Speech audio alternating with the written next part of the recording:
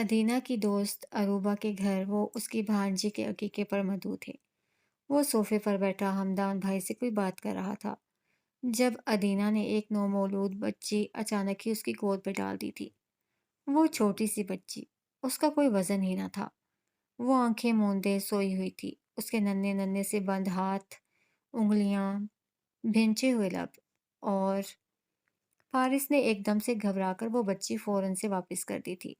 ادینہ حیران رہ گئی۔ گھر جا کر وہ اس پر ناراض ہوا۔ اس نے اچانک اس طرح یہ حرکت کیوں کی تھی؟ کیسی حرکت؟ ادینہ گنگ سی اسے دیکھ کر رہ گئی۔ وہ اس کے سوال کا جواب نہیں دے سکا۔ تمہیں بچے پسند نہیں ہیں؟ میں نے یہ نہیں کہا۔ تو کیا کیا کہہ رہے ہو تم؟ You should have asked me if I wanted to hold her up or not. تمہیں مجھ سے پوچھنا چاہیے تھا کہ میں اسے اٹھانا چاہتا ہوں یا نہیں۔ ادینہ گنگ سی ہوئی۔ یہ لہجہ، یہ انداز، کیا واقعی میں مسئلہ اس بچی کا تھا؟ ان کا نہیں۔ اس کی آنکھوں میں غصہ اتر آیا تھا۔ تم مجھ سے ہمارے بچے کی بات کر رہے ہو؟ فارس کو اپنے حلق میں کوئی چیز اٹکتی ہوئی محسوس ہوئی تھی۔ I am not. Yes you are. جب سے تمہیں پتہ چلا ہے ہم ایک چائلڈ ایکسپیکٹ کر رہے ہیں تب سے تم پریشان ہو۔ ایسا کچھ نہیں ہے، اس سے سنبھل کر تردید کی۔ تو پھر کیا مسئلہ ہے فارس؟ وہ چند لمحوں تک خاموش رہا۔ صرف اتنا کہ میں اس کے لیے تیار نہیں ہوں۔ مجھے کچھ وقت لگے گا۔ آج سے پہلے کبھی بھی اس نے ادینہ زبیر کو کوئی وضاحت نہیں دی تھی۔ اب دے رہا تھا تو وہ کسی طور سمجھ نہیں رہی تھی۔ وہ اس فارس کو نہیں جانتی تھی جو اس کے اندر تھا، جو دنیا سے چھپا ہوا تھا۔ وہ اس کے اندھیروں سے ناواقف تھی۔ وہ اس کے غموں کو نہیں جانتی تھی۔ اسے اس کی تکلیفوں کا، محرومیوں کا کوئی اندازہ نہیں تھا۔ تو ٹھیک ہے، it's not a big deal کہ تم ہمارے بچے کے لیے تیار نہیں ہو۔ ہم کچھ سال انتظار کر لیتے ہیں، ابھی بھی وقت ہے۔ میں ابارشن کروا لیتی ہوں۔ فارس وجدان نے ششدر ہو کر اسے دیکھا تھا۔ اسے ایک لمحے میں اسے اپنی روح کھینچتی ہوئی محسوس ہوئی تھی۔ یہ تم کیا کہہ رہی ہو؟ تم نے یہ سوچا بھی کیسے؟ اس کا لہجہ ایک دم سے سخت پتھریلا ہوا تھا۔ فارس یہ صرف ایک بات نہیں ہے۔ وہ پھٹ پڑا۔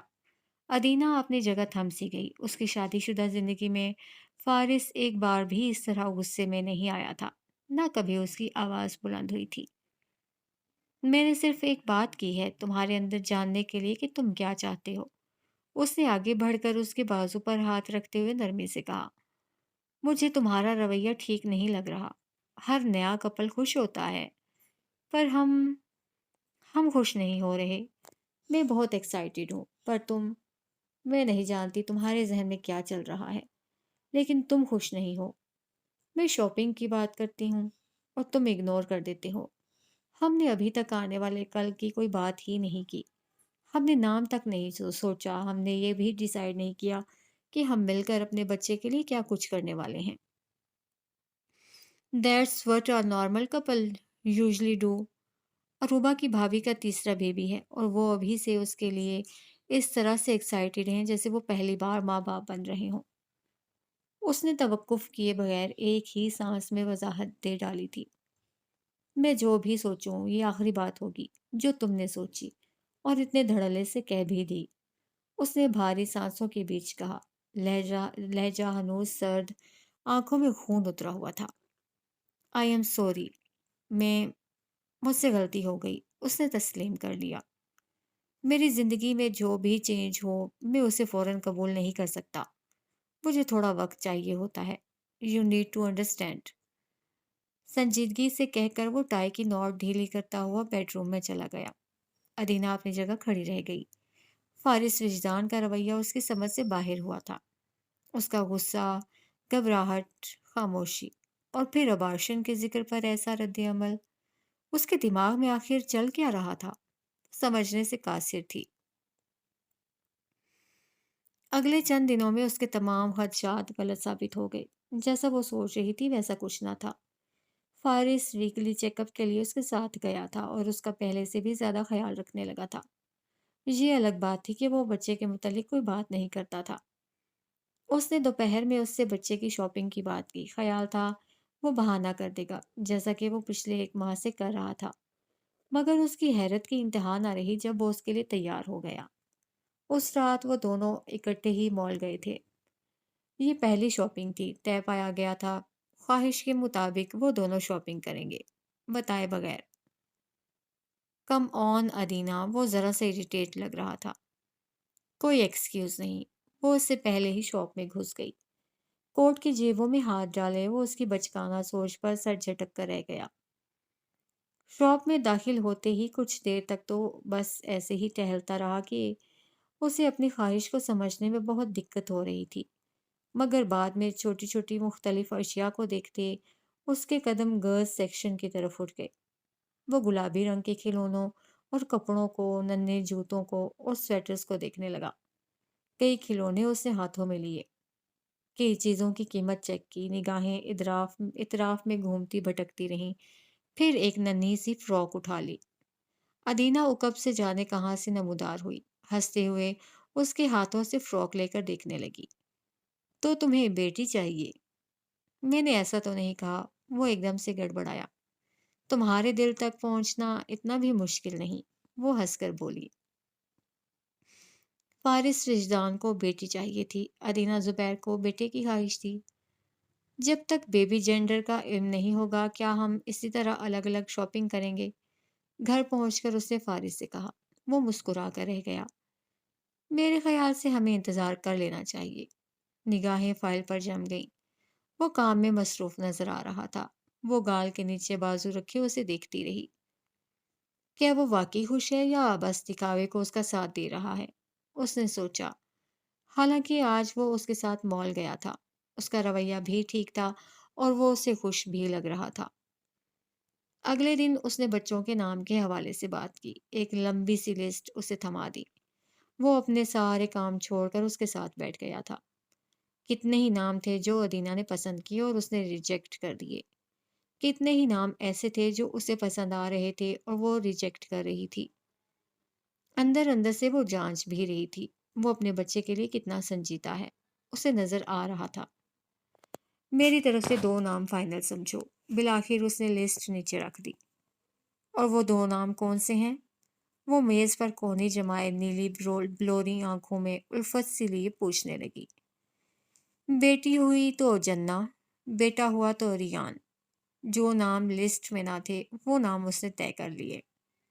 جنہ، ریان، تاثرات یوں ہوئے جیسے کچھ خاص پسند نہ آئے ہوں۔ فارس اس کی طرف دیکھ رہا تھا۔ تم انہیں ریجیکٹ نہیں کر سکتی، کم از کم جنہ تو بالکل بھی نہیں، اس نے واضح کر دیا۔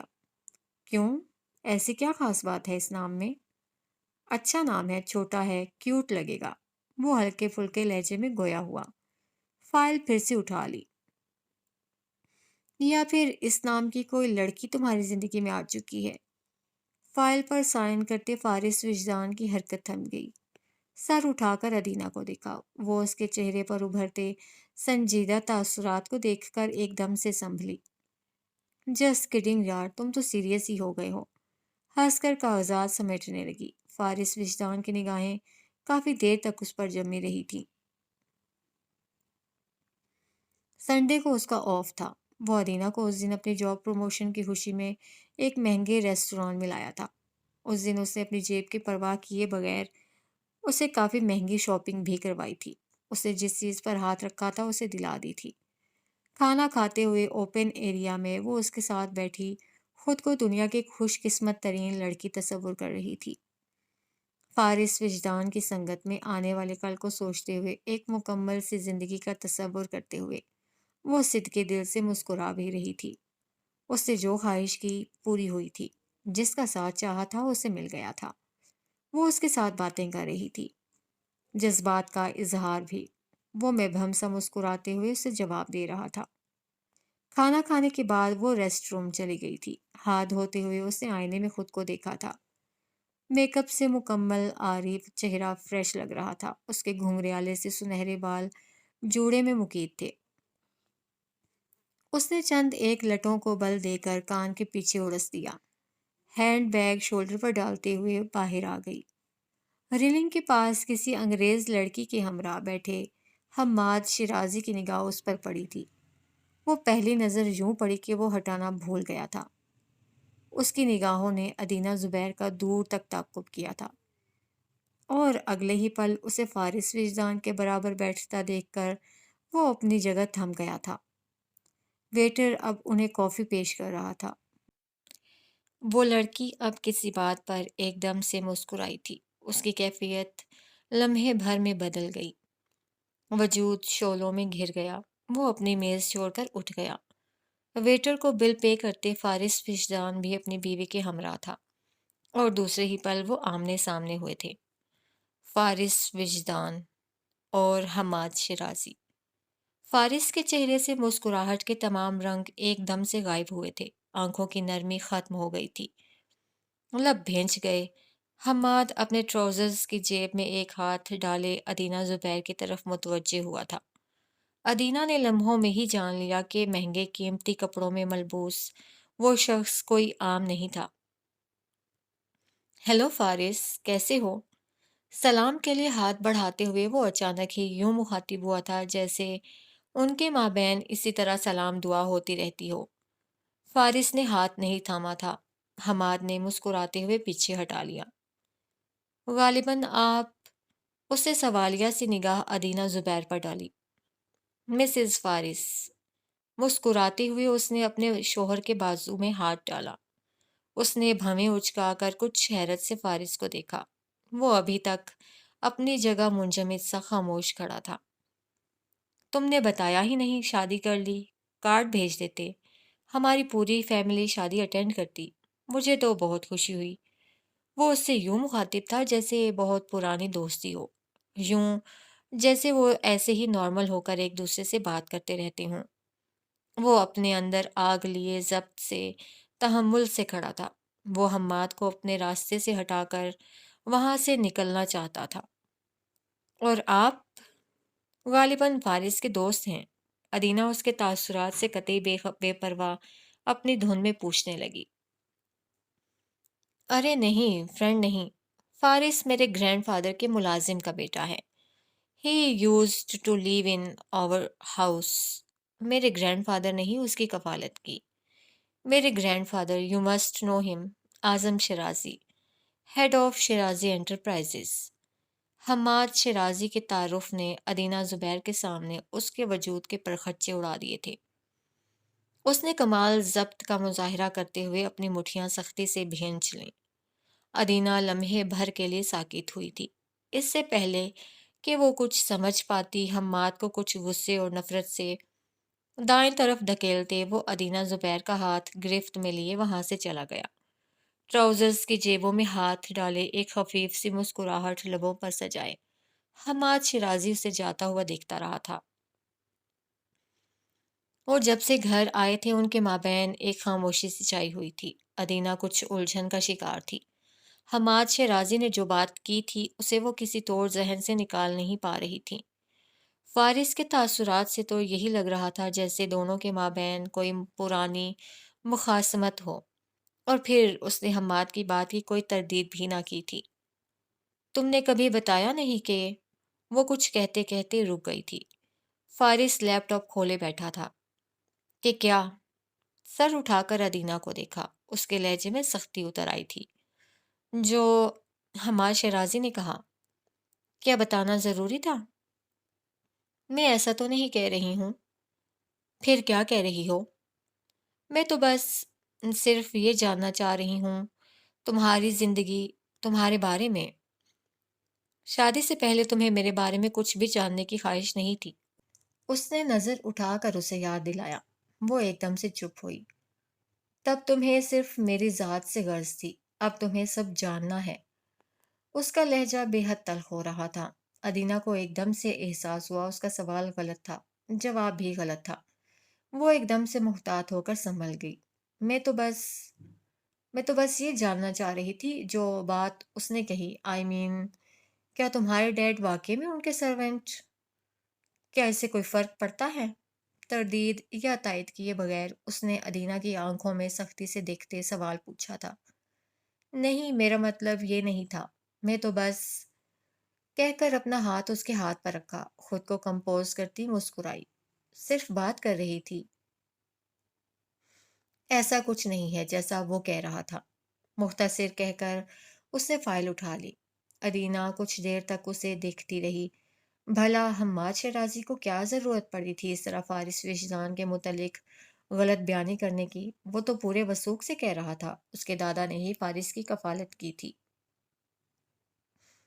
جانے اس بات میں کتنی سچائی تھی، مگر وہ الجھن میں ضرور پڑ گئی تھی کہ آج تک سوائے جمیلہ داؤد کے وہ اس کے کسی بھی رشتہ دار سے نہیں ملی تھی۔ فارس نے اپنے پیرنٹس کا کبھی ذکر نہیں کیا تھا، اس کی فیملی پاکستان میں کہاں رہتی تھی یہ تک نہیں بتایا تھا۔ واحد جمیلہ داؤد ہی تھیں جو اس کے ساتھ رابطے میں تھیں۔ فارس نے بتایا تھا وہ اس کی دور پرے کی رشتہ دار تھیں اور اس کے لیے ماں جیسی تھیں۔ وہ صرف ماں جیسی نہیں تھیں، ماں سے بھی بڑھ کر تھیں۔ روز ہی فون کال ہوتی تھی، اس کے ساتھ بھی رابطے میں رہتی تھیں۔ مگر جو کچھ حماد شیرازی نے بتایا تھا وہ اسے الجھن میں ڈال چکا تھا۔ کیا فارس اس سے کچھ چھپا رہا ہے؟ اس نے سوچا۔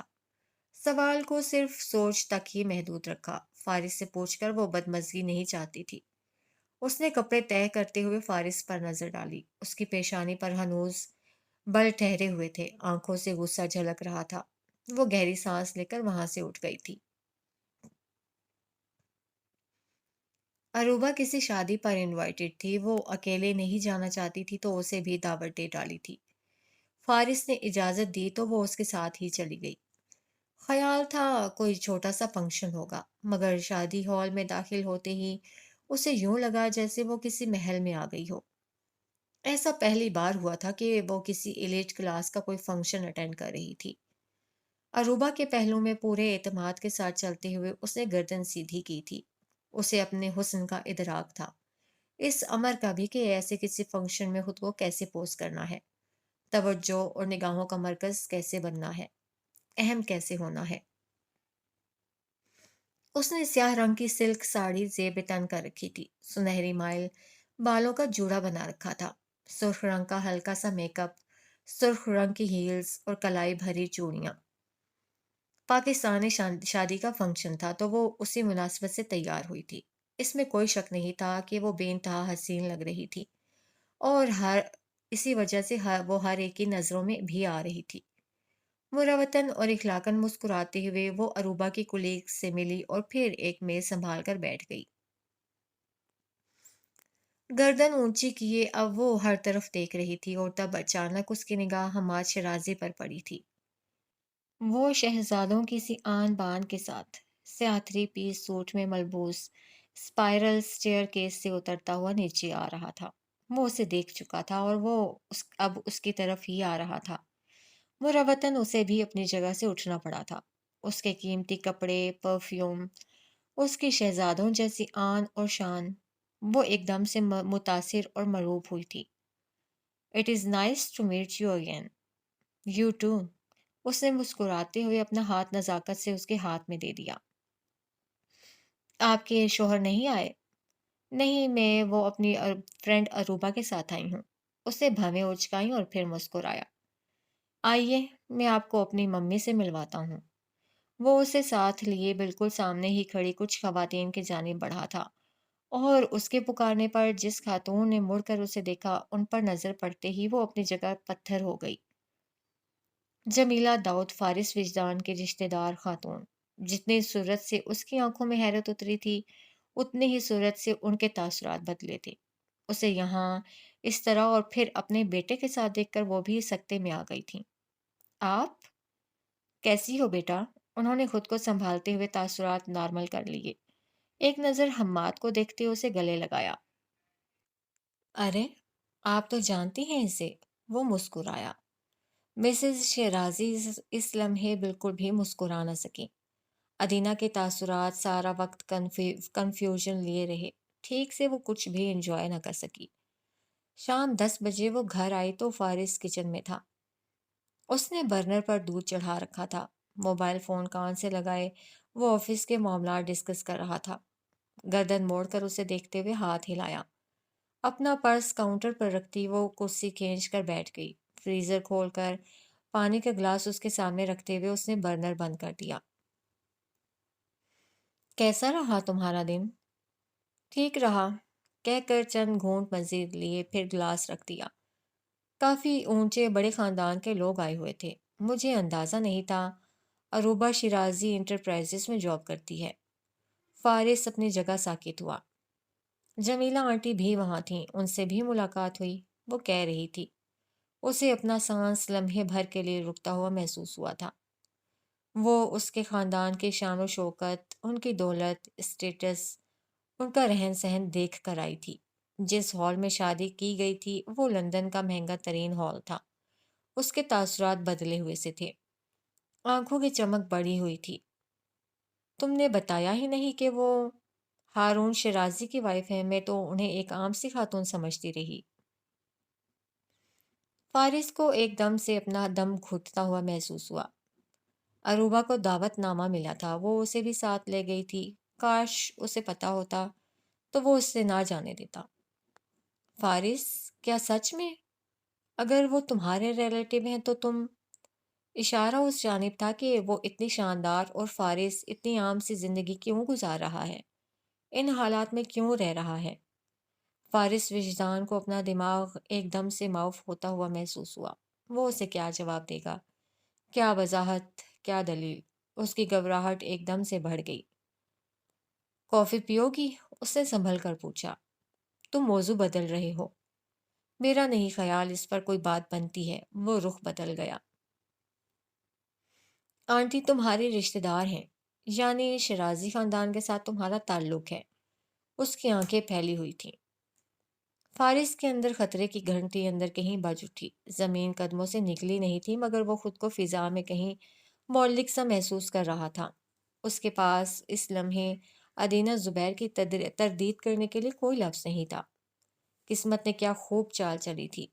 ایک تعارف حماد شیرازی نے دیا تھا، ایک تعارف وہ جمیلہ داؤد کی طرف سے اپنا کروا چکا تھا۔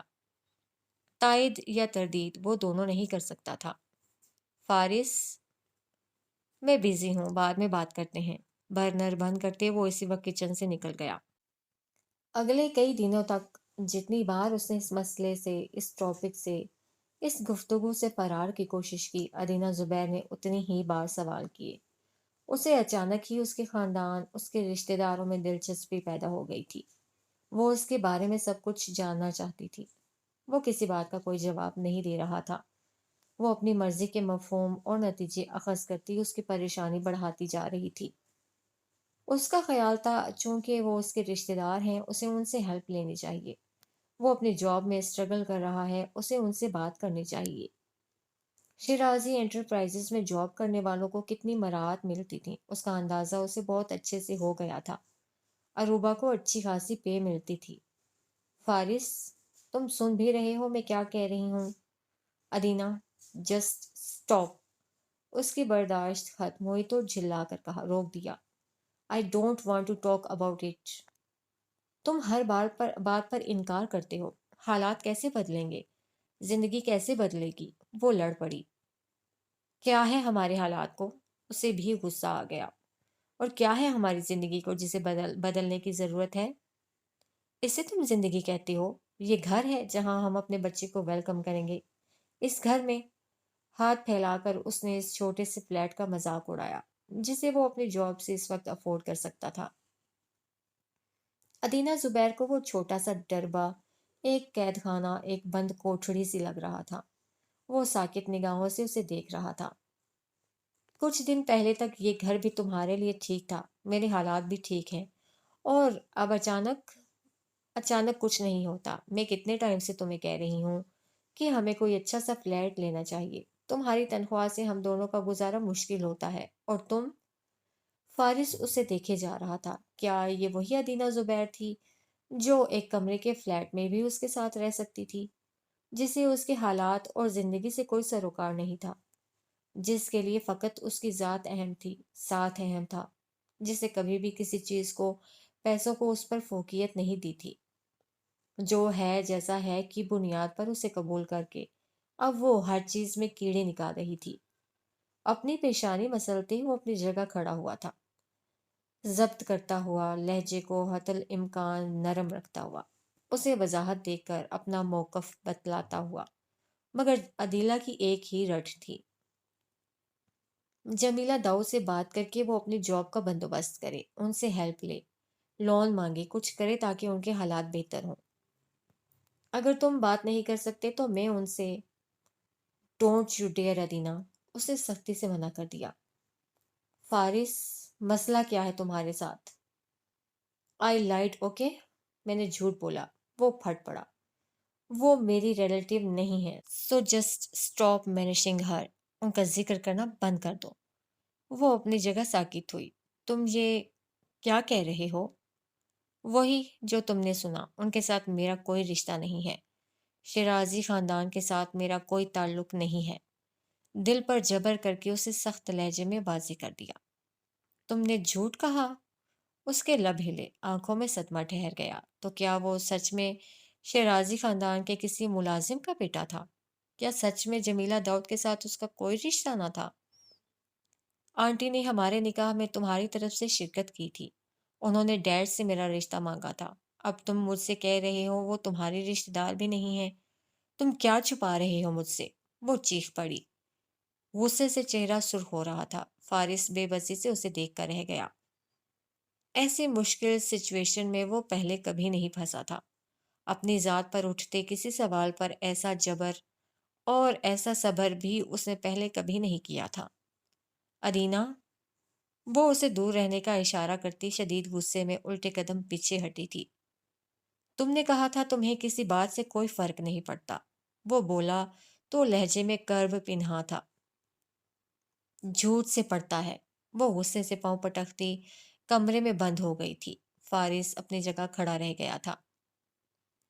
ساری رات وہ ٹھیک سے سو نہ سکا۔ صبح اٹھتے ہی اس نے ادینہ سے بات کرنا چاہی۔ اس کا موڈ بری طرح سے آف تھا، وہ اس کی طرف دیکھ بھی نہیں رہی تھی۔ میں نے تم سے کوئی جھوٹ نہیں بولا، ناشتے کی میز پر اس نے کہا۔ وہ تلخی سے ہنسی۔ تو سچ کیا ہے دوبارہ بتا دو۔ وہ بے بسی سے اسے دیکھ کر رہ گیا۔ ابھی بھی اپنی بات پر اڑے ہوئے ہو تم، ابھی بھی تم اس ڈسکشن سے بھاگ رہے ہو۔ میرا نہیں خیال اس طرح کی باتیں ہمارے درمیان ڈسکس ہونی چاہیے۔ کیوں نہیں ہونی چاہیے؟ اس نے پلیٹ میں چمچ پٹک دیا، کرسی دھکیل کر اٹھ گئی۔ کیا تمہارے بارے میں کچھ بھی جاننے کا حق نہیں رکھتی میں؟ اس نے مٹھیاں سختی سے بھینچ لی تھی۔ تمہارے پیرنٹس کون ہیں، کہاں ہیں؟ ایسا بھی نہیں ہوتا کہ اولاد کا اپنے ماں باپ سے کوئی رابطہ بھی نہ ہو۔ میں نے تمہیں شادی سے پہلے بتا دیا تھا۔ بہت ہمت اور برداشت سے اس نے اپنے لہجے کو حتی الامکان نرم رکھا تھا۔ جھوٹ بتایا، اب مجھے تمہاری کسی بات پر یقین نہیں۔ وہ ضبط کیے بیٹھا رہا۔ بتاؤ کون ہو، کیا ہو، کہاں سے ہو تم؟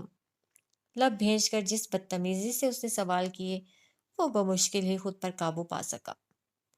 یہ سوال تمہیں شادی سے پہلے پوچھنا چاہیے تھے، اب پوچھ رہی ہوں نا۔ اندھا بھروسہ کرنے سے انسان کو مار ہی لگتی ہے۔ اس کا لہجہ عجیب سلگتا ہوا سا تھا۔ کوئی بھی جواب دیے بغیر وہ میز چھوڑ کر اٹھ گیا۔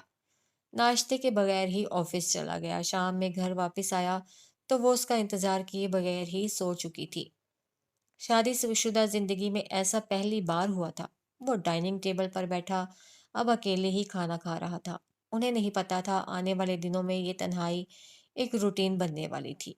اسے نہیں پتا تھا اجنبیت اور بدگمانی کی یہ فضا جو اس گھر پر اتری تھی مستقل طور پر ٹھہر جانے والی تھی۔ سارا دن اپنے آپ میں سلگتے الجھتے رہنے کے بعد اس نے موبائل اٹھا کر جمیلہ داؤد کو کال کر دی تھی۔ فارس، آپ کا کیا لگتا ہے؟ مختصر سلام دعا کے بعد اس نے سوال کیا تھا۔ جمیلہ داؤد تحیر سے اپنی جگہ کھڑی رہ گئی۔ آپ نے میرے ڈیڈ سے کہا تھا کہ آپ اس کے رشتہ دار ہیں۔ فارس اب کہہ رہا ہے کہ آپ اس کے رشتہ دار نہیں ہیں۔ اس سے پہلے کہ وہ بات جاری رکھتی فارس نے اس سے فون لے لیا تھا۔ یہ کیا بدتمیزی ہے فارس، وہ چیخ پڑی۔ ہیلو، جمیلہ داؤد فون کان سے لگائے ایک دم سے پریشان ہوئی۔ اس نے موبائل کچھ غصے سے بیڈ پر پھینک دیا تھا۔ کیا کرنے کی کوشش کر رہی ہو تم؟ آنکھوں میں خون اتر آیا تھا۔ جو سوال تم نہیں سننا چاہتے وہی سوال جمیلہ آنٹی سے کر رہی ہوں۔ انہیں اس سب میں مت گھسیٹو۔ کیوں نہ گھسیٹوں؟ ہاں، میرا رشتہ انہوں نے مانگا تھا ڈیڈ سے، یہ بتا کر کے وہ تمہارے رشتے دار ہیں۔ یہ کیسی رشتے داری ہے؟ دھوکا ہوا ہے میرے ساتھ۔ کیسا اور کہاں کا دھوکا؟ وہ چیخ اٹھا۔ تم مجھ سے شادی کرنا چاہتی تھی، تمہیں اس بات سے کوئی فرق نہیں پڑتا تھا کہ میں اپنے پیرنٹس سے رابطے میں نہیں ہوں۔ تم نے مجھ سے کہا تھا کہ تمہارے ڈیڈ سے خود رشتے کی بات کر سکتا ہوں۔ اس وقت میرے خاندان، فیملی، ماں باپ، رشتے دار، تمہیں کسی کے بارے میں کچھ بھی جاننے کا شوق نہیں تھا، اور اب اچانک تمہارا حق بن گیا ہے اس طرح کے سوالات کرنا۔ وہ اپنی جگہ ساکت کھڑی تھی۔ شادی کا فیصلہ میرا تھا، اس بات کا تانا دے رہی ہو تو مجھے؟ وہ اسے دیکھ کر رہ گیا۔ اس نے کیا کہا تھا؟ وہ کیا سمجھ رہی تھی؟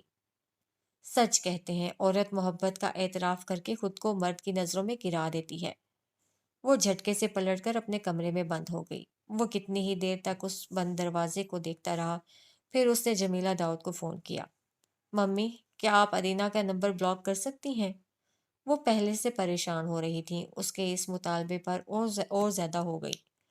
شادی ہال میں ملاقات کے بعد سے انہیں شک تھا کوئی نہ کوئی بات ضرور ہے، مگر فارس نے انہیں مطمئن کر دیا تھا۔ میں سب ٹھیک کرنے کی کوشش کر رہا ہوں، جب تک وہ سمجھ نہیں جاتی تب تک۔ اس نے رک کر آنکھوں کو مسلا۔ وہ نہیں چاہتا تھا ادینہ زبیر کی جمیلہ داؤد سے دوبارہ کبھی ملاقات بھی ہو۔ کیا بات زیادہ بڑھ گئی ہے؟ وہ جاننا چاہتی ہے میرے پیرنٹس کون ہیں۔ انہیں شوق لگا۔ یہ بحث ان کے درمیان پہلے کبھی نہیں آئی تھی۔ ایک دم سے ایسا کیا ہوا تھا کہ ان باتوں کو اہمیت دے رہی تھی جن باتوں پر اس نے کبھی سوال بھی نہیں اٹھایا تھا؟ شادی کے پورے 1.5 سال بعد وہ مجھ سے میرے ماں باپ کو پوچھ رہی ہے۔ اس کی آواز میں ایک کرب پنہا تھا۔ کتنی ہی دیر تک وہ کچھ کہہ نہ سکی۔ تو اب تم نے کیا سوچا ہے؟ جانتی تھی ان باتوں کا اثر اس کی شادی شدہ زندگی پر پڑ رہا تھا۔ کچھ بھی نہیں، وہ اب کچھ بے بسی سے گویا ہوا۔ کہنے کو کچھ ہے بھی نہیں، اپنا خیال رکھیے گا، جلد رابطہ کروں گا۔ اس نے بات ختم کر دی۔ واش بیسن کے سامنے خود کو آئینے میں دیکھتے کتنی دیر تک کھڑا رہا۔ خود کو صحیح معنوں میں مر کر دکھا سکتا ہوں میں۔ ٹھنڈے پانی سے بار بار چہرہ دھوتا رہا۔ میں پچھلے 15 سالوں سے چپ ہوں، مزید چپ رہ سکتا ہوں۔ لب بھیج کر بیسن پر گرفت جماتا سر جھکا گیا۔ اسے جانے دو۔ اعظم شیرازی کی آواز گونج بن گئی۔ وہ اب آئینے میں خود کو دیکھ رہا تھا۔ شکست واضح تھی۔ آزادی کا ایک چھوٹا گمان تھا جس کے پیچھے وہ چلتا رہا تھا۔ حقیقت وہ نہیں تھی جو وہ سمجھتا رہا تھا۔ اپنے اندر کے شور کو سنتے اس نے سر جھکا لیا۔ بیڑیاں کبھی نہیں کٹی تھیں۔ وہ آج بھی کچھ فیصلوں اور وعدوں کی گرفت میں اعظم شیرازی کا ہی قیدی تھا۔ بس انکشاف دیر سے ہوا تھا، بہت زیادہ دیر سے ہوا تھا۔ ادینہ زبیر کی شکایات بڑھتی جا رہی تھی، اختلافات بڑھتے جا رہے تھے۔ اسے فارس کی ہر بات پر اعتراض ہونے لگا تھا۔ چھوٹی چھوٹی باتوں پر وہ گھر کا ماحول جہنم بنانے لگی تھی۔ مشتعل ہو کر توڑ پھوڑ کرنے لگی تھی۔ اس کے سوال زیادہ ہو گئے تھے، بحث زیادہ ہو گئی تھی، شکوک و شبہات بھی۔ وہ اکثر اسے جواب نہیں دیتا تھا۔ خیال ہوتا تھا وہ چپ رہے گا تو بات آگے نہیں بڑھے گی۔ وہ لڑ جھگڑ کر اپنی بھڑاس نکال کر چپ ہو جائے گی۔ وہ چپ ضرور ہو جاتی تھی مگر اگلے دن پھر سے شروع ہو جاتی۔ فارس سمجھ نہیں پا رہا تھا اس طرح اسے کیا ہوا تھا، کیوں وہ اتنی بدگمان اور روڈ ہو رہی تھی، کیوں وہ اس رشتے کی پرواہ نہیں کر رہی تھی۔ جتنی شدتوں سے چاہتی رہی تھی اب اتنی ہی شدتوں سے نفرت کرنے لگی تھی۔ اسے فارس میں عیب نظر آنے لگے تھے، اس کی ذات سے اختلاف ہونے لگا تھا۔ وہ اس کے ساتھ اپنے کسی بھی مسئلے کو حل نہیں کر پا رہا تھا۔ اکثر ایسا ہونے لگا وہ بتائے بغیر ہی تیار ہو کر چلی جاتی، رات تاخیر سے گھر آتی، موبائل آف رکھتی، میسیجز نظر انداز کر دیتی۔ وہ تحمل سے اعتراض اٹھاتا تو آپے سے باہر ہو جاتی۔ ہماری شادی ہوئی ہے، اس کا مطلب یہ نہیں ہے کہ ہم ایک دوسرے کو قید کر کے رکھیں گے۔ بدمزگی زیادہ نہ ہو، اس نے روک ٹوک ترک کر دی، مگر زیادہ دیر تک ایسا نہ کر سکا کہ وارڈروب سے کپڑے نکالتے اس کے ہاتھ میں ایسا پرفیوم آ گیا جس کی قیمت اس کی ایک ماہ کی تنخواہ کے برابر تھی۔ وہ اس قدر قیمتی چیز دیکھ کر لمحے بھر کے لیے سکتے میں آ گیا تھا۔ लाउंज में जाकर परफ्यूम दिखाकर पूछा तो वो एकदम से गड़बड़ा गई। फ्रेंड ने गिफ्ट किया है। इतना महंगा गिफ्ट? जो चीज़ तुम अफ़ोर्ड नहीं कर सकते, उसका मतलब ये नहीं है कि मेरे सर्कल के लोग भी नहीं कर सकते। उसे गुस्सा आ गया। तुम्हें नहीं लेना चाहिए था। फ़ारिस की बर्दाश्त अब ख़त्म हो रही थी। वो ज़ब्त करके मुड़ी। क्यों नहीं लेना चाहिए? मेरी दोस्त है, मेरा तोहफ़ा है। तुम इस तरह की बात मुझसे कैसे कह सकते हो? अदीना, क्या हो गया है तुम्हें? वाओ! अब मैं बुरी हो गई हूँ। मुझे कुछ होता जा रहा है। तुमने खुद को देखा है? एक-एक चीज़ के लिए तरसा कर रखा हुआ है मुझे। मेरे पास बहुत अच्छे और वेल ऑफ फैमिलीज़ के रिश्ते आ रहे थे। मैंने सबको तुम्हारी खातिर इनकार कर दिया और तुमने मुझे आज तक दिया ही क्या है? इस डरबेनुमा फ्लैट में रखकर तुम समझ रहे हो तुमने मेरा हर हक अदा कर दिया? वो गुस्से और इश्तियाल में बोलती जा रही थी। वो उसे देखता जा रहा था, उसे सुनता जा रहा था। उसका एक-एक लफ्ज़ उसके अज़ा पर भारी पड़ रहा था। उसे अपने हवास मफ़लूज होते हुए महसूस हो रहे थे। क्या ये वही अदीना थी? उसने मज़ीद कोई बात, कोई बहस न की। इसी वक़्त घर से चला गया। शाम 10 बजे वापस आया तो वो घर में नहीं थी। उसका मोबाइल भी ऑफ था। वो लाउंज में तारीकी में बैठा उसका इंतज़ार करता रहा। तकरीबन 1 बजे वो वापस आई थी। हाथ बढ़ाकर लाइट्स ऑन करती बेडरूम में चली गई, जैसे वो उसे नज़र ही ना आया हो। कहाँ थी तुम? वार्डरोब से कपड़े निकालते वो उसकी तरफ मुड़ी। कहीं भी हो सकती हूँ, तुम्हें इससे क्या मतलब? शौहर हूँ मैं तुम्हारा। उसने गुस्से से कपड़े नीचे पटक दिए। हाँ, तो शौहर हो, क्या चाहती हो इस घर में कैद होकर रहूं? ना फ्रेंड से मिलूं, ना कहीं घूमने फिरने जाऊं। रात के 2:30 बज रहे हैं अदीना। भले से 4 भी बज रहे हों। जब मैं तुमसे कुछ नहीं पूछती, तो तुम क्यों मेरे पीछे पड़ जाते हो? आंखों में आंखें डाले शदीद गुस्से से बोली। वो लब भींचे खड़ा रह गया। उसे वीकेंड पर चेकअप के लिए जाना था, वो नहीं गई। उसे डॉक्टर ने जो गोलियां प्रिस्क्राइब की थी उसे लेना छोड़ दी। उसे अपनी सेहत की अब कोई फिक्र नहीं थी। वो अपनी प्रेगनेंसी के मुतालिक मुकम्मल लापरवाह हो गई। ये सब कब तक चलेगा? वो एक बार फिर उसके सामने खड़ा था। वो सुनी अनसुनी किए अपने नाखून फाइल करती रही। क्या तुम्हें नहीं लगता ये माहौल में हमारे बच्चे के लिए ठीक नहीं है? उसकी हरकत थम गई। सर उठाकर फारिस को देखा। अब अचानक तुम्हें अपने बच्चे की भी फिक्र होने लग गई है। उसका लहजा इस्तेज़ाइया था। मैं कभी तुमसे या अपने बच्चे से बेपरवाह नहीं हुआ। नहीं, शायद मुझे तुम्हें याद दिलाना चाहिए कि प्रेगनेंसी न्यूज़ के बाद तुम्हारा रवैया कैसा था। फारिस लब भेंचे उसे देखता रहा। वो जब भी मामला हल करने की कोशिश करता था, वो इसी तरह उसके आसाब पर चोट करती थी। मैं इस बात की वजाहत दे चुका हूँ तुम्हें। वजाहत? वो हंसी। मैं ही बेवकूफ़ थी कि तुम्हारी उस वजाहत को समझ नहीं पाई। अदीना, मेरे सामने नाटक बंद कर दो अब तुम। पलट कर बोली। मैं अंधी नहीं हूँ, सब देखती और समझती भी हूँ।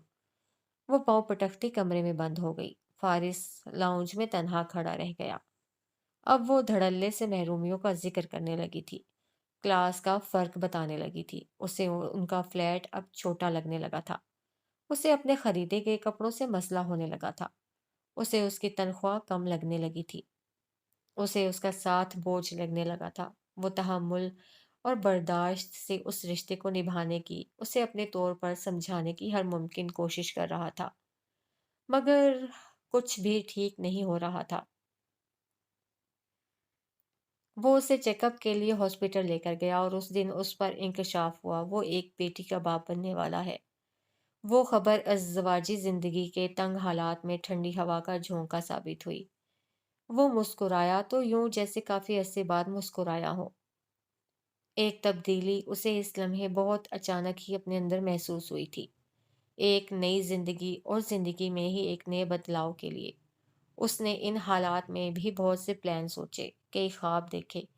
वो अपने बाप से मुख्तलिफ एक अच्छा बाप बनना चाहता था। वो अपने और अदीना के माबैन इन इख्तलाफात को भी मिटाना चाहता था। उसने एक बार फिर उससे बात की थी।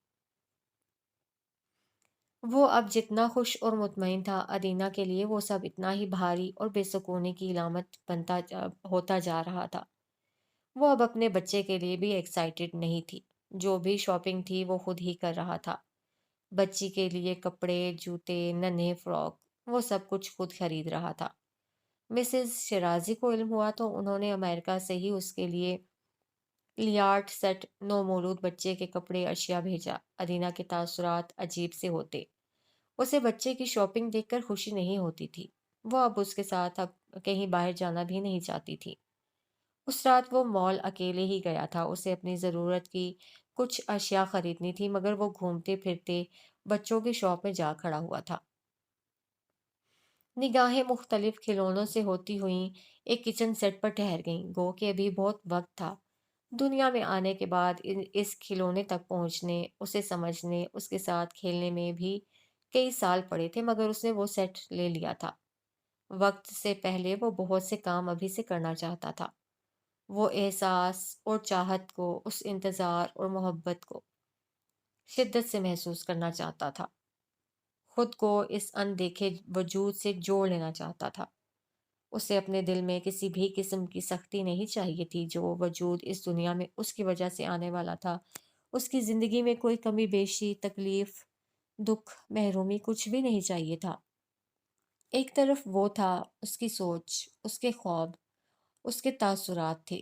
دوسری طرف ادینہ زبیر تھی، جس نے اس رات بہت اچانک ہی طلاق کا مطالبہ رکھ دیا تھا۔ وہ صدمے سے گنگ اسے دیکھ کر رہ گیا۔ تمہیں اندازہ بھی ہے تم کیا کہہ رہی ہو؟ بے یقینی سے اسے دیکھتے اس کے لب ہلے تھے۔ صدمہ گہرا تھا، چوٹ گہری تھی۔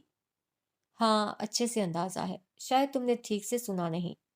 مجھے طلاق چاہیے۔ وہ اس کی آنکھوں میں برودت سے دیکھتے ہوئے ڈٹ کر کھڑی ہو گئی تھی۔ شادی کا مطالبہ بھی اس کا تھا، علیحدگی کا مطالبہ بھی وہی کر رہی تھی۔ ادینہ، اس کا نام لبوں میں ٹھہرا رہ گیا۔ وہ اتنی بڑی بات اتنی آسانی سے کیسے کہہ سکتی تھی؟ تم سے شادی میرا بہت غلط فیصلہ تھا۔ انسان کی صرف شکل و صورت میٹر نہیں کرتی، اور بھی بہت کچھ دیکھنا پڑتا ہے۔ مجھے اروبا نے سمجھایا تھا، میں ہی بے وقوف تھی جو نہیں سمجھ پائی۔ میں نے غلط فیصلہ کیا، وہ مشتعل ہو کر کہہ رہی تھی۔ اپنے فیصلے پر پچھتا رہی تھی۔ ہم ایک بچہ ایکسپیکٹ کر رہے ہیں ادینہ، اسے احساس دلانا چاہا۔ لہجے سے کرب جھلک رہا تھا۔ میں اپنی پوری زندگی ایک بچے کے لیے داؤ پر نہیں لگا سکتی۔ بے شمار اذیتوں کو آنکھوں میں لیے وہ اپنی جگہ تھم گیا۔ جس نے ساری زندگی ساتھ گزارنے کا وعدہ کیا تھا، وہ اسے بیچ راستے میں چھوڑ کر الگ ہونا چاہتی تھی۔ شادی، زندگی، بیٹی، طلاق، اس کا سر پھٹنے لگا۔ اس کے حواس مختل ہونے لگے۔ مجھے طلاق چاہیے فارس، سخت لہجے میں پھر سے کہا۔ اسے یہ لفظ جیسے ابھی کے ابھی سننا تھا۔ اسے یہ رشتہ ابھی کے ابھی ختم کرنا تھا۔ میں چاہوں گا ڈلیوری تک ہم اس پر کوئی بات نہ کریں، اس نے تحمل سے کہا۔ میں اتنا انتظار نہیں کر سکتی۔ وہ ہزارہ ٹکڑوں میں منقسم ہوتا اسے دیکھ کر رہ گیا۔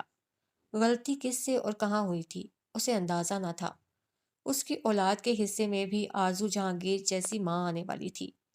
اسے شدتوں سے چاہنے والی وہ لڑکی اس کی اولاد کے لیے اتنی بے حس، اتنی بے رحم ہو جانے والی تھی۔ اپنے بچے کے لیے یہ کرنا پڑے گا۔ جب علیحدگی کا فیصلہ ہو ہی چکا ہے تو اب ہمیں یہ بچہ رکھنے کی کیا ضرورت ہے؟ وہ بدتمیزی سے چیخی۔ ابھی بھی زیادہ وقت نہیں گزرا، ہم یہ سب ختم کر سکتے ہیں۔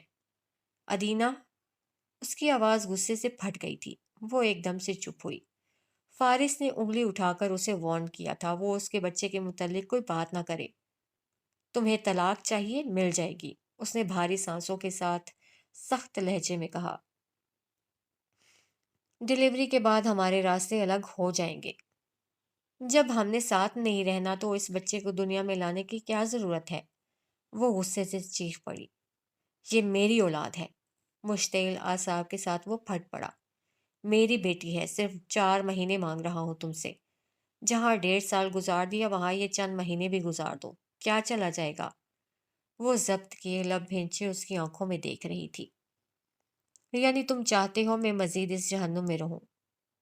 میرے اس جہنم میں رہنے کا فیصلہ ہمیشہ سے تمہارا تھا۔ میرے ساتھ خاک ہونے کی طلب تم نے کی تھی۔ میرے ساتھ پوری زندگی گزارنے کا وعدہ تم نے کیا تھا۔ وہ ایک دم سے لاجواب ہوئی تھی۔ میں تمہارے ساتھ کوئی وعدہ دعویٰ نہ کر کے بھی اس رشتے میں آخری حد تک مخلص رہا ہوں۔ مجھے اب صرف اپنی بیٹی سے غرض ہے، میں اس پر کوئی سمجھوتا نہیں کر سکتا۔ اس کے ارادے واضح تھے۔ وہ اس طرح سے رشتہ ختم نہیں کر رہا تھا جس طرح سے وہ چاہتی تھی۔ وہ اولاد کی کسی زنجیر میں بندھنا نہیں چاہتی تھی۔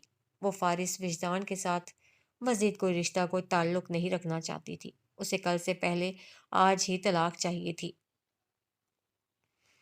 لیکن میں ایسا نہیں چاہتی۔ میری بیٹی کی زندگی اور موت کا فیصلہ تم نہیں کرو گی۔ اس کی آنکھوں میں لہو اترا ہوا تھا۔ اس کے تاثرات سخت پتھریلے ہو رہے تھے۔ ادینہ ضبط کی کھڑی رہی۔ وہ اسے چھوڑ کر اسی وقت باہر چلا گیا۔ کھلی فضا میں گہری سانسیں لیتے اپنے اعصاب پر چھائے اس بوجھل پن کو کم کرنے کی کوشش کرتا رہا۔ واپس آیا تو وہ اس کے سامنے کھڑی تھی۔ مجھے اب نہیں رہنا۔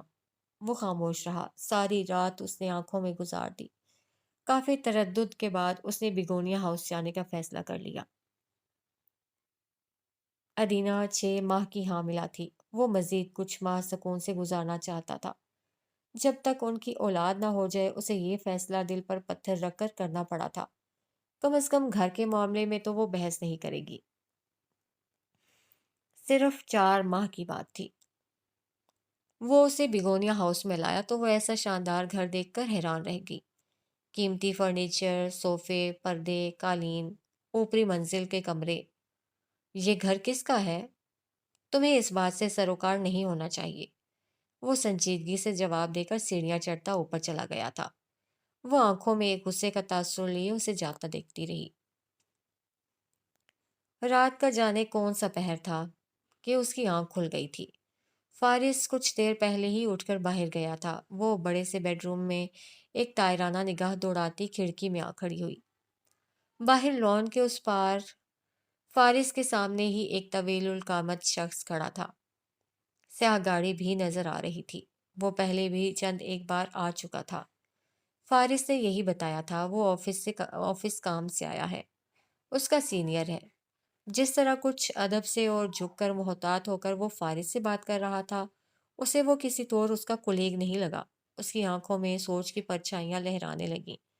سر جھٹک کر واپس پلٹ گئی اور نیچے جیبوں میں ہاتھ ڈالے فارس حیدر کے سامنے کھڑا تھا۔ صرف 3 مہینوں کے لیے یہاں ہوں۔ تمہارے صاحب کو کرایہ مل جائے گا۔ آپ کا گھر ہے، آپ جتنا عرصہ چاہے رہیں۔ فارس چہرے کا رخ موڑے کہیں اور دیکھنے لگا۔ آنکھیں رت جگہ کی گواہی دے رہی تھیں۔ رنگت زرد۔ کیا آپ ٹھیک ہیں؟ کیوں آئے ہو؟ اس نے سرد لہجے میں پوچھا۔ جمیلہ میڈم نے کچھ سامان بھیجا تھا آپ کے لیے، دراصل بیبی کے لیے، کہہ کر مسکرایا۔ فارس کے تاثرات سنجیدہ سے رہے، لبوں پر خاموشی ٹھہری رہی۔ سامان رکھ کر حیدر جا چکا تو وہ لاؤنج کے صوفے پر ہی سو گیا۔ صبح بغیر ناشتے کے آفس چلا گیا۔ گھر واپس آیا تو ادینہ زبیر اس کا راستہ روک کر کھڑی ہو گئی۔ تمہارا شیرازی خاندان کے ساتھ کیا تعلق ہے؟ کوئی تعلق نہیں، اسے سخت کردرے لہجے میں جواب دے کر اسے راستے سے ہٹا دیا تھا۔ کپڑے بدل کر نیچے آیا تو اس نے موبائل پر تصویریں نکال کر رکھ دی۔ اعظم شیرازی نے کسی تقریب میں شرکت کی تھی۔ اس کے پیچھے جو سوٹڈ بوٹڈ گارڈ تھا وہ حیدر تھا، وہی حیدر جو اکثر اوقات اس سے ملنے آتا رہتا تھا۔ تمہارا کلیگ؟ ہاں، مزید کتنے جھوٹ بولو گے تم اس سے؟ لب بھیج کر اس نے موبائل ہٹا دیا۔ اس نے غصے سے فارس کا رخ اپنی طرف کیا۔ تم چاہتی کیا ہو؟ باوجود کوشش کے بھی وہ اپنے لہجے کو نرم نہیں رکھ سکا تھا۔ سچ جاننا چاہتی ہوں۔ کیسا سچ؟ جو تم چھپا رہے ہو۔ ایک عام سے فلیٹ سے یہاں لے آئے، تم نے یہ افورڈ کیسے کر لیا؟ اور پھر ایسے ظاہر کرتے ہو جیسے شیرازی خاندان کے ساتھ تمہارا کوئی تعلق نہیں۔ تم تو جمیلہ آنٹی سے کوئی مدد بھی نہیں چاہتے تھے۔ اور پھر میں دیکھتی ہوں کہ اعظم شیرازی کا گارڈ یہاں آتا ہے۔ کیوں آتا ہے؟ کوئی بھی جواب دیے بغیر وہ گھر سے چلا گیا۔ چھٹی کا وہ دن اس نے گھر سے باہر گزارا۔ واپسی پر مسز گرانٹ کے پاس کچھ دیر بیٹھا رہا۔ مسز اینڈرسن سے تو روز ملاقات ہو جاتی تھی، مگر مسز گرانٹ چونکہ بیمار رہنے لگی تھی تو وہ زیادہ دیر گھر سے باہر نہیں نکلتی تھی۔ وہ بستر پر لیٹی اسے دیکھتی رہی۔ انہیں وہ خاصا پریشان لگا، حالانکہ مسکرا کر بات کر رہا تھا۔ تمہاری بیوی کیسی ہے؟ ٹھیک ہے۔ بیبی کا نام سوچا ہے؟ ہاں۔ کیا سوچا ہے؟ وہ اشتیاق سے پوچھنے لگی۔ جنہ۔ وہ اب انہیں مطلب بتا رہا تھا۔ وہ خوش ہوئی تھی۔ تم اپنی بیٹی کو یہاں تو لاؤ گے نا؟ انہوں نے بہت مان سے پوچھا۔ اس نے سر ہلا دیا۔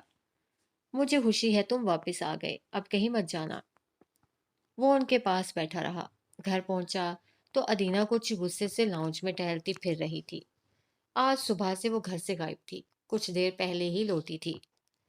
تم کون ہو؟ تمہارے پیرنٹس کون ہیں؟ وہ ایک بار پھر اس کے سامنے کھڑی تھی۔ میرا نہیں خیال اب ہمارے درمیان ایسی کسی بھی گفتگو کا جواز بنتا ہے۔ اس کا لہجہ اجنبیت لیے ہوئے تھا۔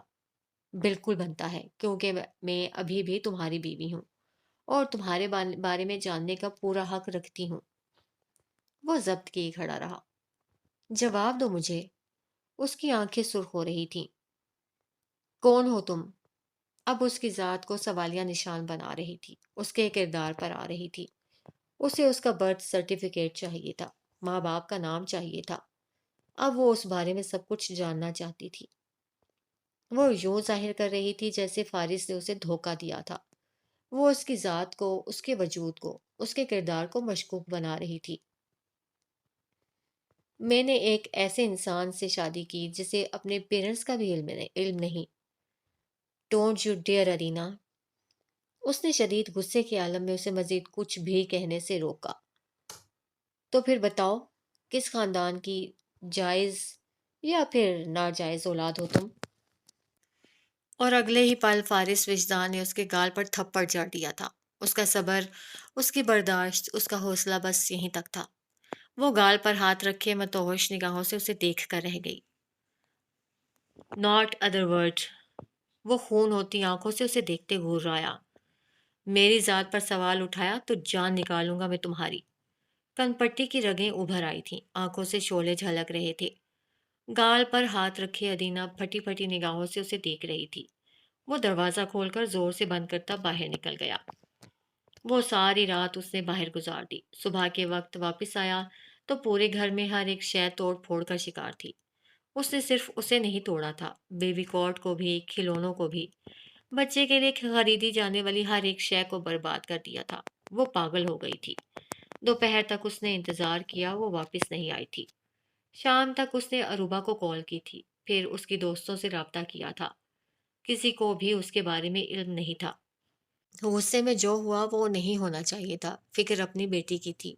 اس نے ہر اس جگہ ڈھونڈا جہاں وہ ہو سکتی تھی، مگر وہ نہیں آئی تھی۔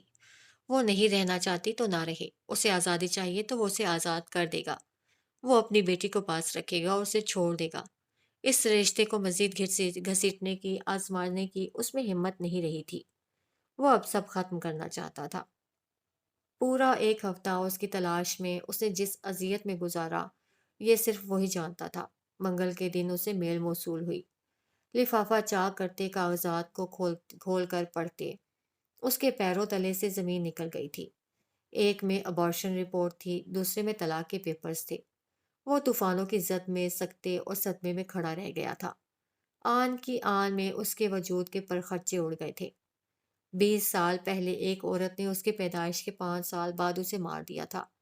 20 سال بعد ایک عورت نے اس کے بچے کو پیدائش سے پہلے مار دیا تھا۔ وہ دیوار کا سہارا لیتے، لڑکھڑاہٹ پر قابو پاتے اندر آیا۔ تمام مناظر گرڈ مڈ ہونے لگے۔ سانسیں بھاری ہونے لگیں۔ اس کا دل بس اب جیسے بند ہونے کو تھا۔ وہ بے قابو ہو کر فرش پر جھک گیا تھا۔ یہ اس کے ساتھ کیا ہوا تھا؟ اس کی بیٹی کے ساتھ؟ اسے سانس نہیں آ رہا تھا، وہ مر رہا تھا، ختم ہو رہا تھا۔ اس کے اندر سب ایک دم ختم ہو گیا، ہر سکت، ہمت اور حوصلہ، ہر امید، لگن اور یقین۔ پہلا وار تھا، دوسرا وار۔ موبائل کی ایک سمپل سی بیپ تھی۔ اس نے لرزتی انگلیوں سے لاک کھولا۔ دھڑا دھڑ تصاویر کھلتی گئیں۔ ادینہ اور حماد شیرازی کی تصاویر۔ وہ اس کے ساتھ مال میں تھی۔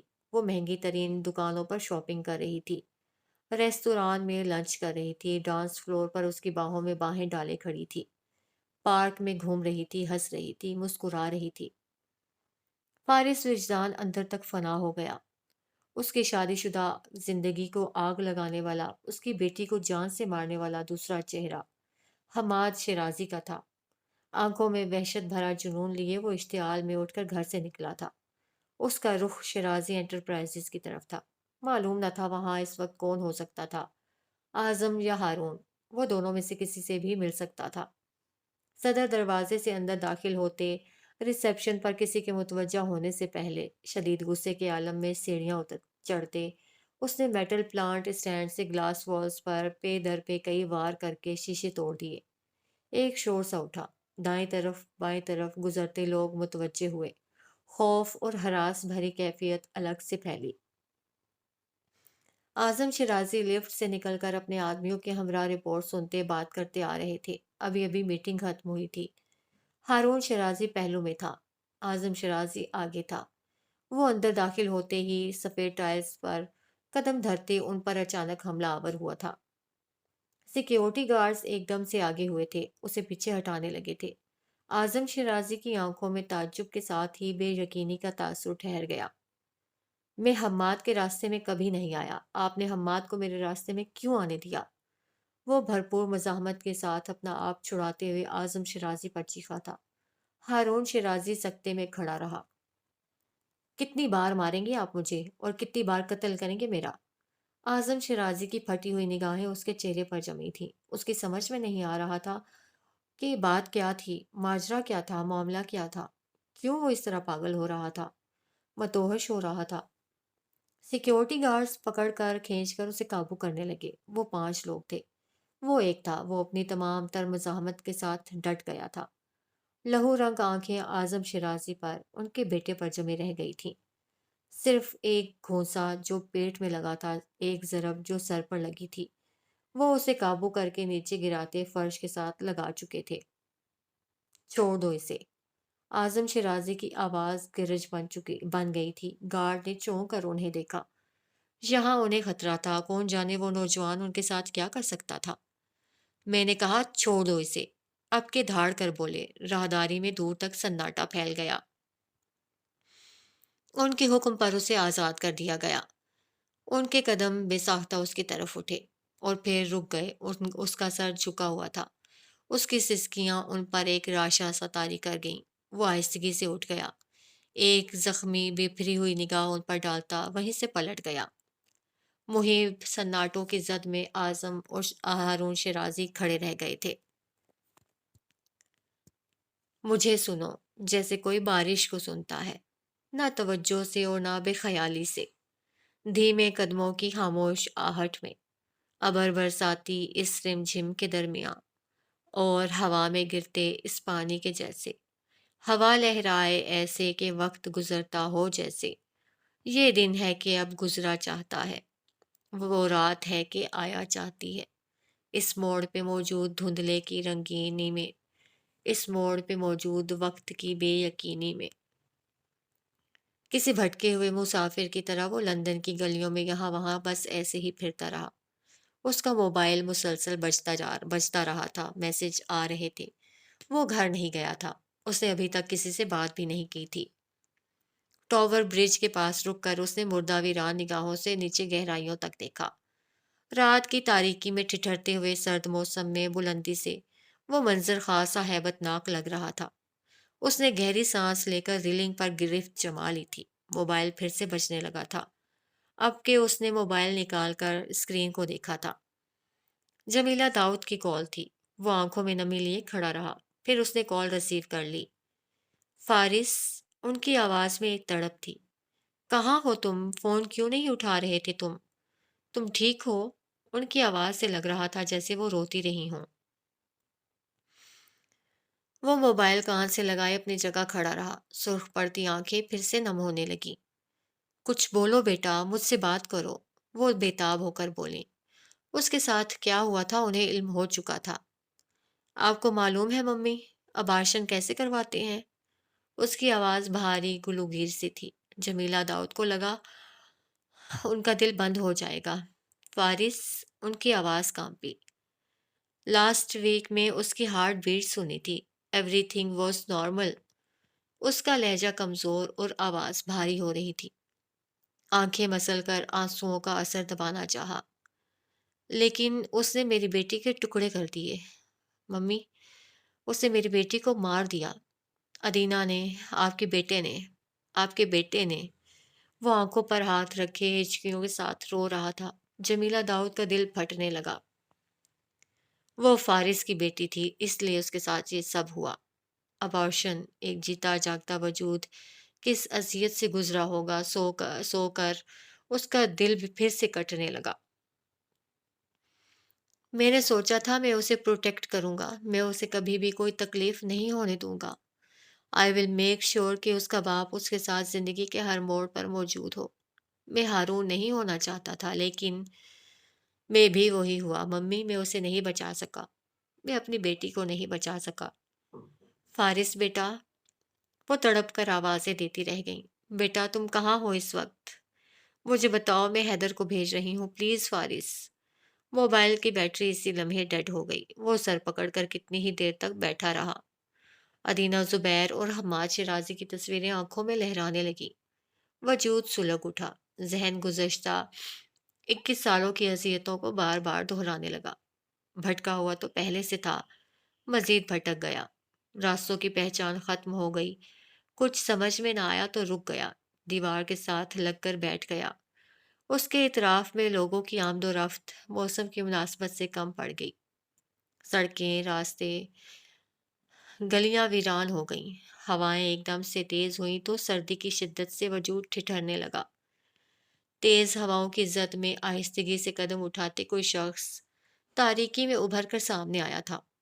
اسے بازو سے پکڑ کر اٹھاتے ہوئے وہ سہارا دے کر اسے تنگ گلی سے اندر کہیں لے جانے لگا. وہاں جہاں آگ جل رہی تھی، جہاں بے گھر لوگوں کا ایک جھمگٹا سا نظر آ رہا تھا. لوہے کی ٹین میں لکڑیاں، کاغذ وغیرہ ڈال کر جگہ جگہ آگ بھڑکائی جا رہی تھی. سردی سے بچنے کا مشترکہ انتظام کیا جا رہا تھا. اس شخص نے اسے اپنی پناہ گاہ میں جگہ بیٹھنے کو جگہ دی تھی. اس نے بیگ سے ایک پھٹی ہوئی سی شال نکال کر اس کے کندھوں پر ڈالی تھی. وہ کیتلی میں پانی ڈال کر اس بھڑکتی ہوئی آگ پر چڑھا چکا تھا. پھر اس نے گرم قہوہ بنا کر وہ پلاسٹک کا مگ اس کے ہاتھ میں دیا تھا. اس کا وجود بخار سے تپ رہا تھا. اس کی حالت ابتر ہو رہی تھی. وہ مردہ زندہ سا اپنی حالت سے یکسر بے نیاز بیٹھا ہوا تھا. اسے پیو، بہتر محسوس کرو گے. اس نے مگ ہاتھ میں لیے آہستگی سے نگاہ اٹھائی تھی. منظر دھندلا کر واضح ہو گیا تھا. اس شخص نے ڈبل کپڑے پہن رکھے تھے. کوٹ جگہ جگہ سے پھٹا ہوا تھا. جینس کے پوائنچے ادھڑے ہوئے تھے. پرانے جوتے، تسمے گھٹنوں کے گرد کس کر بندھے ہوئے تھے. اس کی بھوری داڑھی تھی. بھورے بال قدرے لمبے اونی کیپ سے جھانک رہے تھے. دستانوں سے جو انگلیاں جھانک رہی تھی وہ نیکی ہو رہی تھیں. وہ اسے اپنی جانب دیکھتا پا کر مسکرایا تھا. ہوم لیس لگتے تو نہیں ہو، باہر کیوں ہو؟ وہ اس پہر اس وقت وہ ہوم لیس ہی تھا. اسے پوری دنیا خود پر تنگ ہوتی ہوئی محسوس ہو رہی تھی. وہ نظریں جھکا گیا. بھاپ اڑاتا مگ انگلیوں میں دبا ہوا تھا. کچھ کھو دیا ہے کیا؟ اسے پھر سے دیکھتے جانچتے اپنے مخصوص عرب انگلش لہجے میں پوچھا. اس نے معاف ہوتے دماغ کے ساتھ اس کا سوال سمجھنے کی کوشش کی. اسے اس پل خود میں اور سامنے بیٹھے اس شخص میں کوئی فرق نظر نہیں آ رہا تھا، مگر فرق تھا، ظاہری نہیں باطنی بھی. اس شخص کی آنکھوں میں زندگی تھی، حزن بھی تھا، اعتماد تھا. وہ بات بے بات مسکرا رہا تھا. بظاہر اس کے پاس کچھ نہیں تھا، مگر اطمینان ایسا جیسے سب کچھ ہو. یعنی میری طرح. اس نے خود سے ہی کچھ سمجھ کر اپنے پلاسٹک کے مگ سے ایک لمبا گھونٹ لیا. فارس نے اس کی طرف دیکھا. اس کا غم کسی کے جیسا نہیں ہو سکتا تھا. تم مرنے کے لیے باہر ہو، ہم زندہ رہنے کے لیے باہر ہیں. اپنی بات کہہ کر دھیرے سے ہنسا. خالی مگ میں دوبارہ قہوہ اونڈیلا. آگے کو ہو کر فارس کی طرف دیکھا. ان کے مابین آگ کے شعلے بھڑک رہے تھے. اللہ کسی کی وسعت اور برداشت سے زیادہ اس پر بوجھ نہیں ڈالتا لڑکے. آیت پڑھ کر سناتا وہ سیدھا ہو بیٹھا. چند لمحوں تک وہ فارس کو دیکھتا رہا. مسلمان ہو؟ اس نے آہستگی سے سر کو جنبش دی۔ کیا کھو دیا ہے؟ اس نے دوبارہ پوچھا۔ اتنے عرصے بعد اسے پہلی بار احساس ہوا تھا جیسے وہ ڈاکٹر مصطفیٰ کے سامنے بیٹھا ہے۔ سب کچھ۔ خاموشی ایک بار پھر چھا گئی۔ وقت سے رکھنے لگا۔ آس پاس باتوں کا شور مدھم ہوتا کم ہو گیا۔ وہ اپنی جگہ ایک ہی پوزیشن میں بیٹھا ہوا تھا۔ اس شخص کی نگاہیں اس پر جمی ہوئی تھیں۔ وہ اب اسے آنکھیں مسلتے، آنسو پیتے اور گہری سانس لے کر ضبط پکڑتے دیکھ سکتا تھا۔ تمہیں پتہ ہے، یہ مصحف میں اللہ تبارک و تعالیٰ کے تمام اصحاب کرام ہیں، صرف زید بن حارثہ کا ہی کیوں نام لیا؟ سرد بے نام سی خاموشی میں اس شخص کی آواز کافی دیر بعد گونجی۔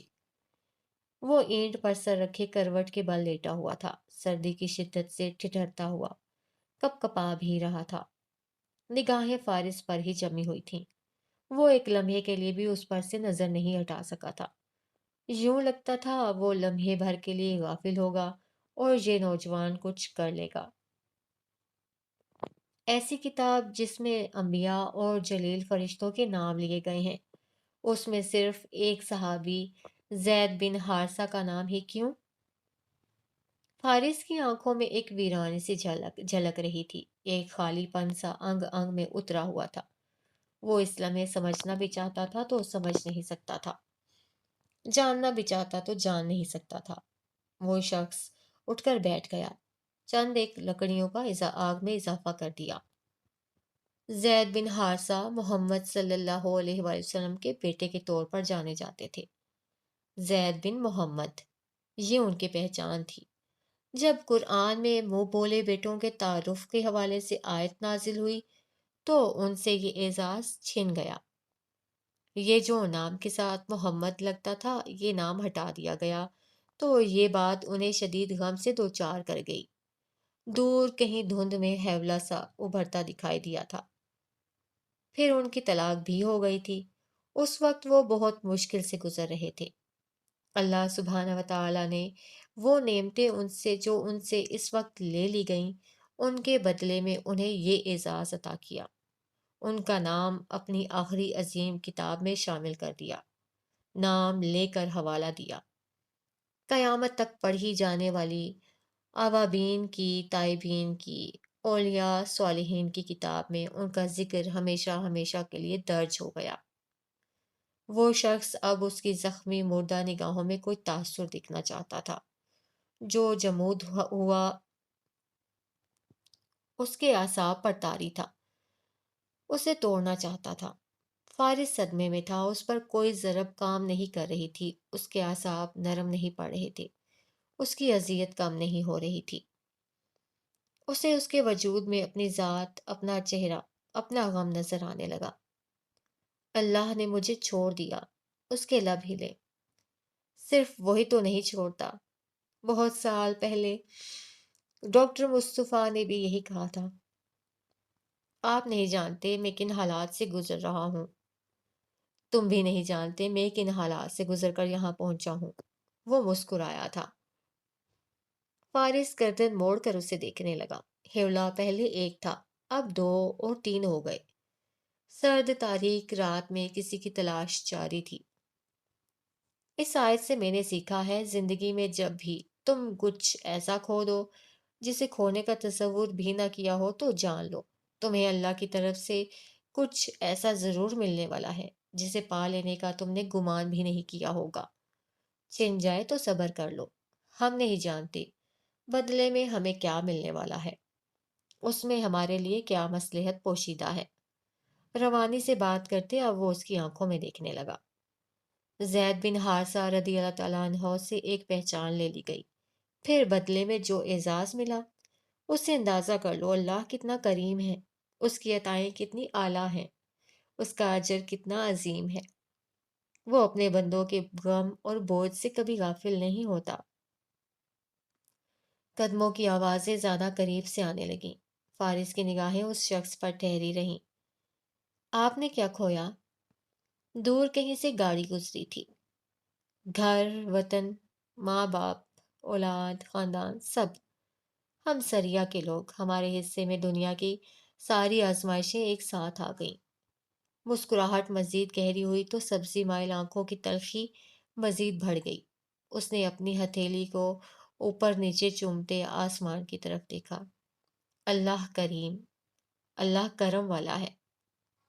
دیار غیر میں ایک بے گھر کے روب میں سخت کڑی سردی میں وہ کھلے آسمان تلے بیٹھا، بات بات پر اللہ کا شکر ادا کر رہا تھا۔ اس کی مسکراہٹ گہری تھی، سکون بھری۔ اس کی آنکھوں سے غم جھلک رہا تھا، صبر بھرا غم۔ اس کا خیال تھا ساری دنیا اسے ترک کر چکی تھی، مگر اس کا اللہ ابھی بھی اس کے ساتھ ہی تھا۔ وہ اسے ابھی بھی اپنی آنکھوں میں لیے ہوئے تھا۔ جانے ایسا یقین، اعتماد اور مثبت سوچ وہ شخص کہاں سے لایا تھا؟ اپنے 5 جوان بچوں کو کھونے کے بعد بھی وہ بھٹکا نہیں تھا۔ اس کی اولاد تو ابھی اس دنیا میں آئی بھی نہیں تھی۔ ابھی تو اسے دیکھا یا چھوا بھی نہیں تھا۔ اگر اس کا دل صرف تصور سے پھٹ رہا ہے تو وہ سب کچھ آنکھوں سے دیکھ لینے کے بعد بھی اتنے صبر میں کیسے بیٹھا ہوا ہے؟ اتنا سب کچھ کھو دینے کے بعد آپ کو کیا ملا؟ بوڑھا چند لمحوں تک اسے دیکھتا رہا۔ مجھے اللہ ملا ہے، اس نے کہا۔ پہلے میں ایک عیسائی تھا، اب میں ایک مسلمان ہوں۔ فارس وجدان کی منجمد نگاہیں اس کے چہرے پر ٹھہری رہیں۔ اس نے ہاتھ بڑھا کر اس کا کندھا تھپ تھپایا، یوں جیسے تسلی دی ہو۔ یہ وقت بھی گزر ہی جائے گا۔ خاموشی ایک بار پھر چھا گئی۔ کتنی ہی دیر تک فارس اسے دیکھتا رہا، پھر اس کے لبوں میں جنبش ہوئی۔ میں آپ کے جیسا نہیں ہوں۔ میں یہ نہیں سوچ سکتا کہ مجھے میرے گمان سے بڑھ کر کچھ ملے گا۔ میں یہ سوچ رہا ہوں مزید مجھ سے کیا چھین لیا جائے گا۔ اس کی آنکھیں مکمل طور پر نم ہو چکی تھیں۔ وہ مایوسی کی اتھاہ گہرائیوں میں اترا ہوا تھا۔ تم شیطان کو خود پر حاوی ہونے دے رہے ہو۔ یہ شیطان نہیں ہے، یہ میں ہوں، یہ میں ہو چکا ہوں۔ بوڑھے نے تعصف بھری نگاہوں سے اسے دیکھا۔ آزمائش مومن کے لیے آتی ہے، شیطان بنانے کے لیے نہیں۔ فارس وجدان کے اندر باہر ایک خاموشی سے چھا گئی۔ ایک دن تمہیں اندازہ ہوگا میں کتنا درست تھا، تم کتنے غلط تھے۔ اس وقت جب تمہیں تمہارے حصے کا انعام ملے گا۔ میرے حصے میں ایسا کچھ نہیں ہوگا۔ برا گمان کرتے رہو گے تو برا ہو جائے گا۔ میں نے اچھا سوچا تھا، میرے ساتھ اچھا بھی نہیں ہوا۔ اسے کہتے ہیں قسمت، نصیب، آزمائش۔ فارس خاموشی سے اسے دیکھ کر رہ گیا۔ آج نہ صحیح، لیکن کبھی تو تم سمجھ ہی جاؤ گے۔ اپنی بات ختم کر کے وہ اینٹ پر سر رکھ کے سونے کے لیے لیٹ گیا۔ وہ رات فارس وجدان نے کھلے آسمان تلے گزاری۔ ماں سوائے اس کے وہاں سبھی سکون سے بیٹھے تھے، لیٹے تھے، پڑے تھے۔ صبح وہ نیم تاریکی میں ہی اٹھ کر جانے ہی والا تھا جب دیوار کے ساتھ ترتیب سے رکھی چھوٹی چھوٹی پینٹنگز توجہ کا مرکز بن گئیں۔ بوڑھا وہیں پہلو میں ہی سویا ہوا تھا۔ اجالے میں اب وہ واضح نظر آ رہی تھیں۔ اس کے برشز اور رنگوں سے تھیلا بھرا ہوا تھا۔ اس کی داڑھی قدرے لمبی تھی، آنکھیں اندر کو دھنسی ہوئی۔ کپڑے بھی کافی پرانے تھے مگر ٹیلنٹ کمال کا تھا۔ اس نے چھوٹی چھوٹی پینٹنگز پر خطاطی کر رکھی تھی جن میں قدرتی مناظر کی جھلک نظر آ رہی تھی۔ خریدنا چاہو گے؟ وہ اٹھ کر بیٹھ گیا، قیمت بھی بتانے لگا۔ اس نے وہیں کھڑے کھڑے اپنی جیبوں میں ہاتھ ڈالا۔ جیبیں خالی تھیں، والٹ گھر رہ گیا تھا۔ اس نے اپنی نفیس گھڑی اتار کر اس کے سامنے رکھ دی، 3 پینٹنگز اٹھائے وہاں سے چلا گیا۔ ان میں ایک چھوٹی سی پینٹنگ اسرے یسریٰ کی تھی، خزاں بہار کا منظر دکھاتی ہوئی، ایک شامی پناہ گزین کی پینٹنگ۔